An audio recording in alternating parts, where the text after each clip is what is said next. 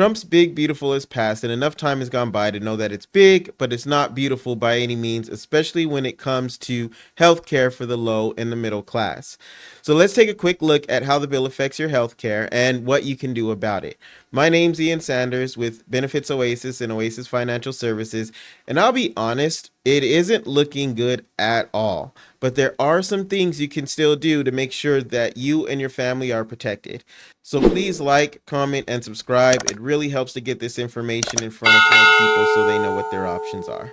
All right, so let's get into it. So the one big beautiful bill, as it's formally called, it was sweeping. It covered a lot of different things, but what we're going to focus mainly on today is how it affects those with the Affordable Care Act plans. We'll look at Medicare and some of the other things a little bit more, and we'll talk a little bit about Medicaid.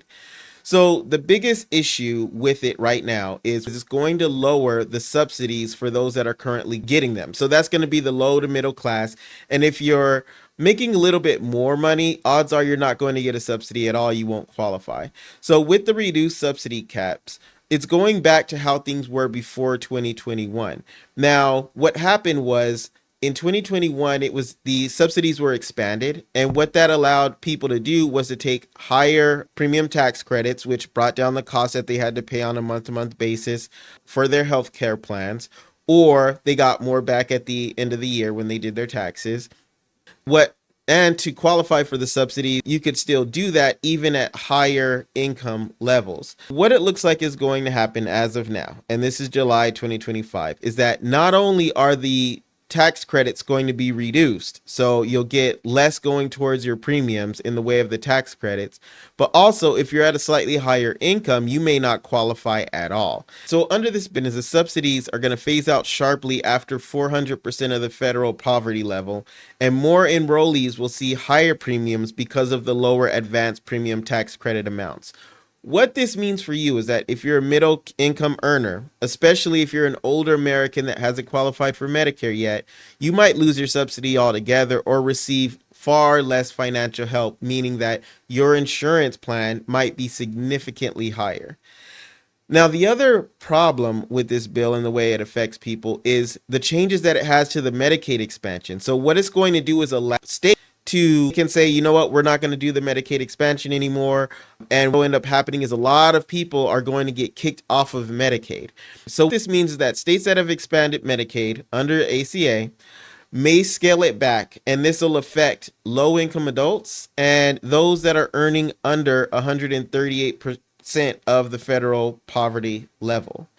So basically what this equates to is this. Millions of people are potentially going to lose Medicaid coverage depending on what state you're in.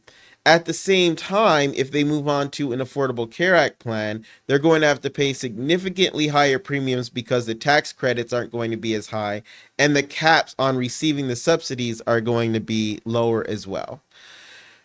The final thing, as if there wasn't enough, the final thing is there's going to be new eligibility restrictions. So when it comes to citizens, what it's saying right now is that if you've been in the country legally for less than 5 years, you may still be excluded from getting the ACA subsidy. So even if you're paying taxes, even if you're here legally, immigrants that are under 5 years in the US may still not be able to qualify for the subsidies.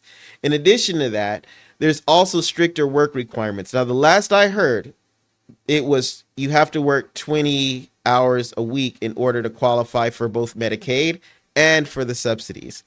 Obviously, this is going to be a little bit problematic because if you are working 20 hours a week, a lot of times you're not going to qualify for Medicaid, depending, of course, on how many children you have. The same could be true for the ACA plans, and then there's those that are going to be negatively impacted again, those that are older but haven't quite qualified for Medicare yet, and then those that are actually disabled and unable to work. That could be a huge problem too. As of now, they're still working out the details of that, but that's just a concern.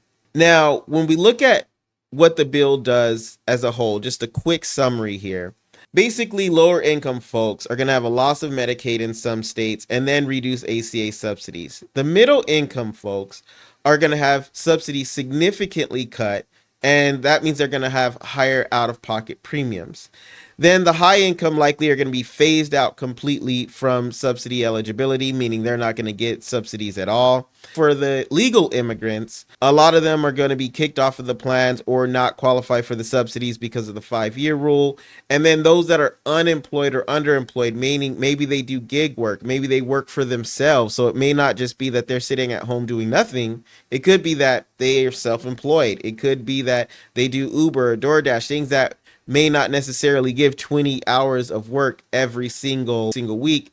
Those ones may not be able to qualify for subsidies and coverage that way as well. So I do like to bring some hope. It's gloomy, I know, but there are still things that can be done. So for those that are going to be kicked off of Medicaid, you can still qualify for the ACA plans, and it may be that you might be able to still get coverage for free depending on where your income scale is. We saw this happen a lot in states like Virginia and things like that, especially with those that were self-employed. They couldn't qualify for Medicaid anymore, but they could qualify for the ACA plans. The other thing is you may just have to switch off of the type of plan that you have and start looking at other plans. For instance, if you're on a great silver plan, it covers your doctors really well, low deductibles, low out-of-pocket maximums, you may have to be bumped to a bronze plan, which is a lot less expensive per month, but the coverage isn't that great. But there are supplement plans that can be added on at low cost to help cover those gaps. So what's going to happen in 2026 is you're going to have to be a little bit more creative.